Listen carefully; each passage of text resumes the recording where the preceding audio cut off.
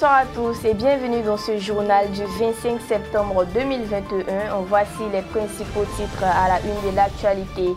À Adjamé, un incendie s'est déclenché au marché d'Abanani, non loin de l'hôpital général d'Adjamé, ce jeudi 23 septembre 2021. En Côte d'Ivoire, voici comment s'effectueront les paiements d'impôts en ligne à partir du 15 octobre. Enfin, transport urbain, la Sotra transporte gratuitement les populations de Boaké. Encore une fois, bienvenue à tous.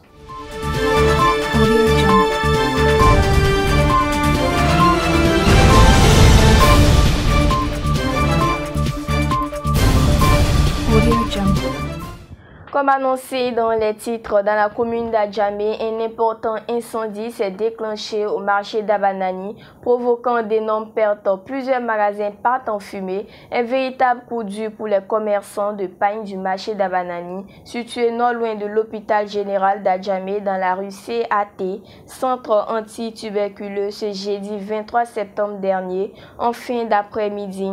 Alertés, les sapeurs-pompiers ont mobilisé plusieurs engins, dont un fourgon Popton afin de circonscrire le feu.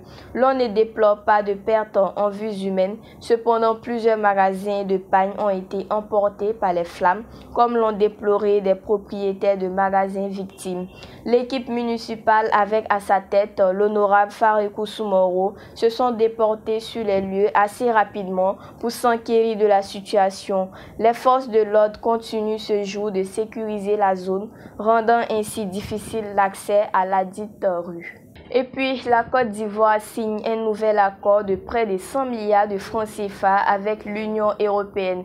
Le gouvernement ivoirien, l'Union européenne UE, la Banque européenne d'investissement BEI et l'Allemagne en tant que Team Europe ont signé le 23 septembre 2021 à Abidjan plusieurs accords d'un montant global de 100 milliards de francs CFA pour soutenir la relance économique post-Covid-19 et le renforcement du système de santé et de solidarité de la Côte d'Ivoire. Cette cérémonie a été présidée par le Premier ministre Patrick Achi.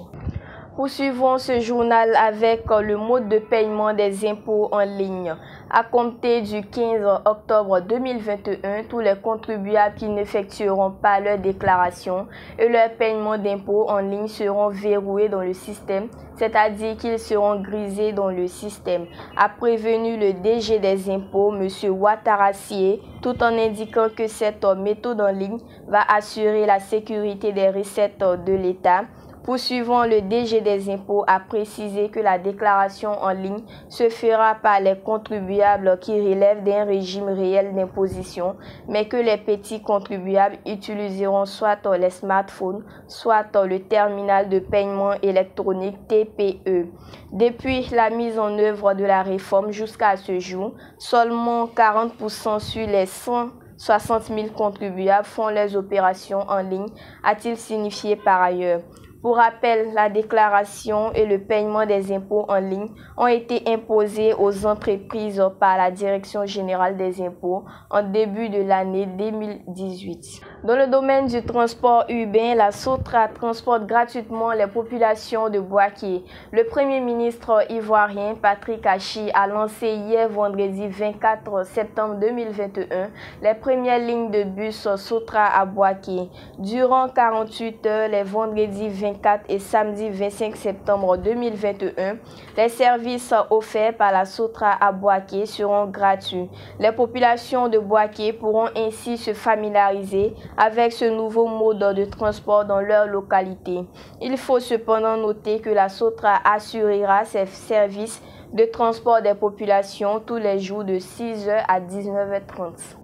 Page noire de ce journal, l'arrivée de la dépouille de Charles Konan Banny, accueillie dans la tradition baoulée, dans la prière et le recueillement. Décédé le 10 septembre 2021 en France, des suites de la Covid-19 à l'âge de 78 ans, la dépouille mortelle de Charles Konan Banny, ex-premier ministre, est rentrée dans son pays le jeudi 23 septembre dernier en soirée, plus de 10 jours après l'annonce de la tragique nouvelle. Elle a été accueillie dans la soirée à l'aéroport international Félix Houphouët-Boigny, dans la pure tradition baoulée, dans la prière et dans le recueillement, par ses parents et amis. Plusieurs personnalités du RHDP, sa famille politique ainsi que quelques membres du gouvernement ont effectué le déplacement à l'aéroport international. La dépouille reposera à Ivosep en attendant la date de l'inhumation qui n'a pas encore été rendue publique par la famille du défunt. Hors de nos frontières, crise diplomatique, l'aéroport de l'Algérie désormais fermé à tous les vols marocains. La relation se dégrade entre les deux pays du Maghreb après plusieurs mois de tension. L'Algérie a décidé le mercredi 22 septembre 2021 la fermeture de son espace aérien à tous les avions civils et militaires marocains ainsi qu'aux appareils immatriculés au Maroc. Pour rappel, le 24 août 2021, l'Algérie a rompu ses relations diplomatiques avec le Maroc après des mois de tensions exacerbées entre ces deux pays rivaux du Maghreb. Le ministre algérien des Affaires étrangères, Ramtan Lamamra, avait alors reproché à Rabat de n'avoir jamais cessé de mener des actions hostiles à l'encontre de l'Algérie.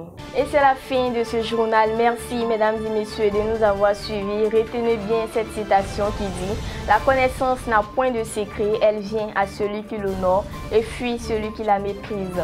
On se retrouve très prochainement pour une nouvelle page d'information.